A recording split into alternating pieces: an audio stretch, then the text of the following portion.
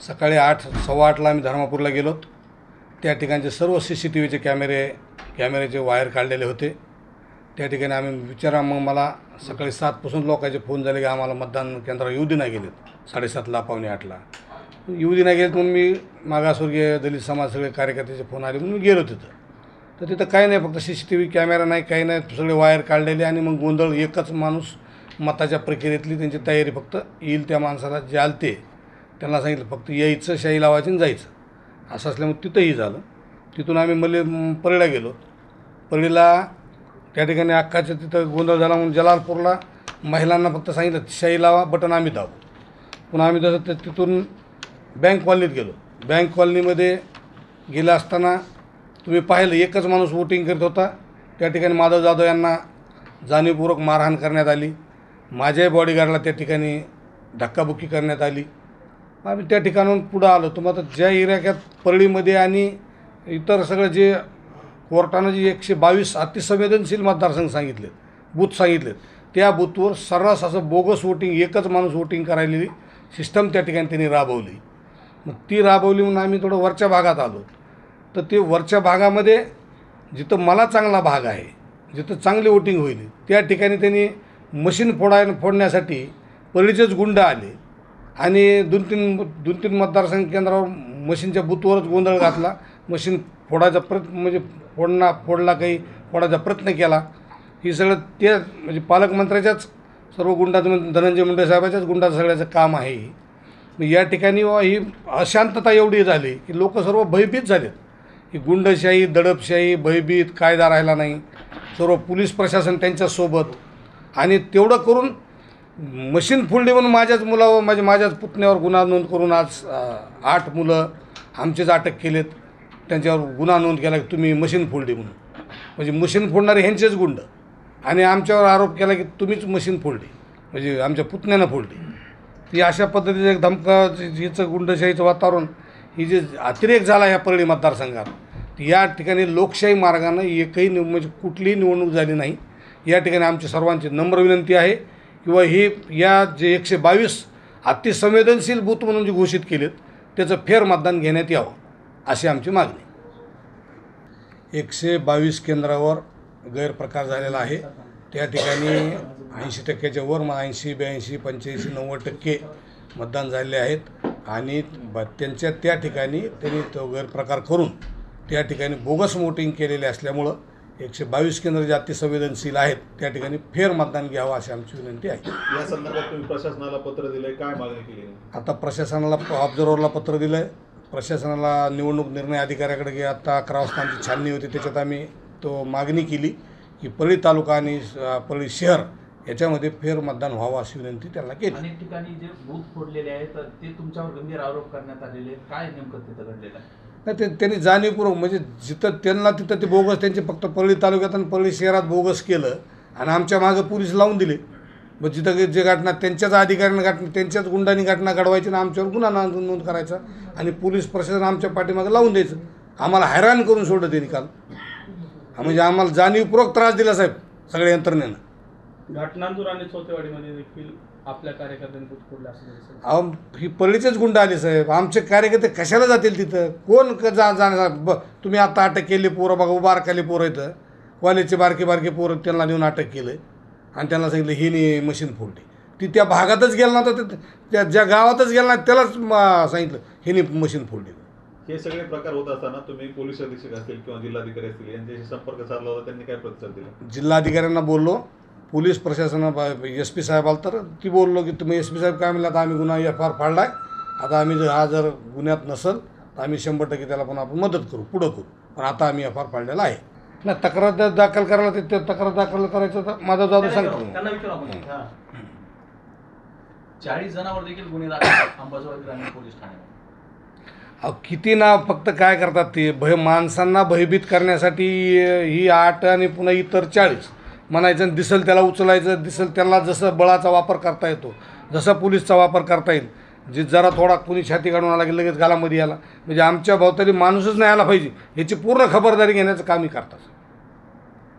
पोलिसावर पण संशय आहे. पोलीस प्रशासन त्यांचंच आहे साहेब.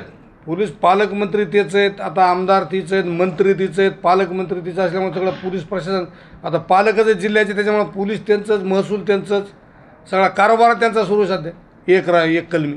एक महिनाभरापूर्वी तुमच्यासोबत अनेक लोक दिसले ज्यावेळेस तुम्ही आंदोलनं केली, मात्र आता निवडणूक होतीपर्यंत हे सगळे लोक सोबत दिसत नाहीत, काय कारण आहे? वरचीवर त्यांनी त्यांच्या भीतीनं माणसं पांगायले ना साहेब.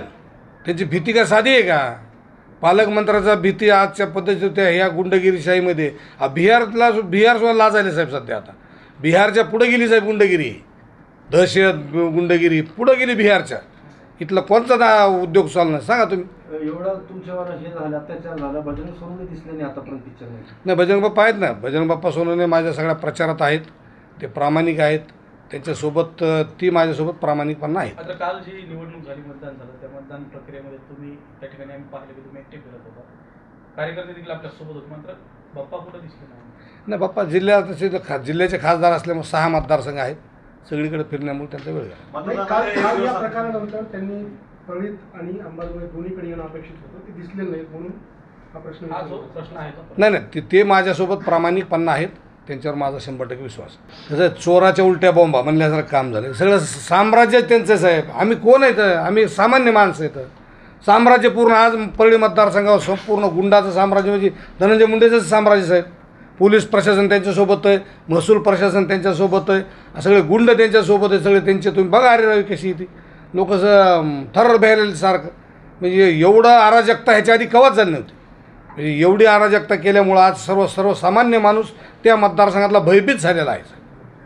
पण धनंजय मुंडे असं म्हणाले की दहशत तुम्ही माजवताय असं तुम्ही आरोप करताय आणि तुमच्याच लोकांनी त्या ठिकाणी अराजकता माजवली का? कुणी केली अराजकता साहेब? आमचा पुतण्यात जर तुम्हाला कुठं पुलिंगमध्ये फक्त नुसतं गेटमध्ये गेला असेल तर म्हणेल ते आम्ही पनिशमेंट घेऊ.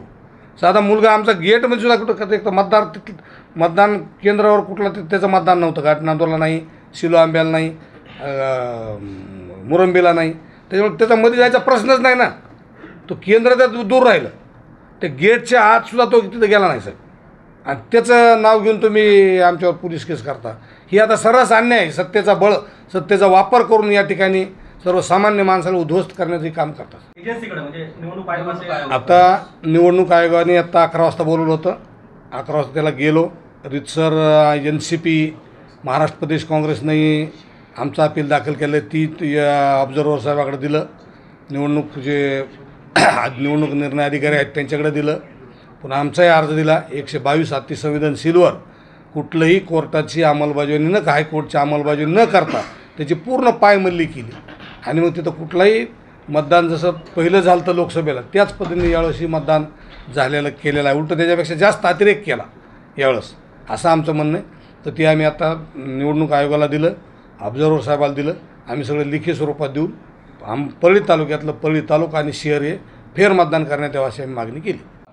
काल परळी येथे बँक कॉलनीमध्ये बूथ कॅप्चरिंगचा प्रकार घडत असताना त्या ठिकाणी राष्ट्रवादी काँग्रेस शरदचंद्र पवार पक्षाचे उमेदवार राजसाहेब भाऊ देशमुख, मी स्वतः आणि सुधामतीताई गुट्टे आणि राजेश देशमुख जेव्हा आम्ही त्या बूथावर गेलो आणि उमेदवार जेव्हा आतमध्ये गेले तेव्हा त्या ठिकाणी बूथ कॅप्चरिंगचा प्रकार चालू होता आणि मी बाँड्रीच्या बाहेर थांबलो होतो. राजेश देशमुख वगैरे गुट्टे मावशी त्या ठिकाणी माझ्यावर प्राणघातक हल्ला केला. तू कोर्टात का गेला, हायकोर्टात का गेला, तुला खलास करतो म्हणून माझ्यावर प्राणघातक हल्ला केला. ही सगळं जे काही हा प्रकार आहे, इवन उमेदवारांच्या गार्डला सुद्धा त्या ठिकाणी धक्काबुक्की केली, त्यांना शासकीय कर्तव्यापासून दूर ठेवलं, परावृत्त केलं, त्यांना अडथळा निर्माण केला.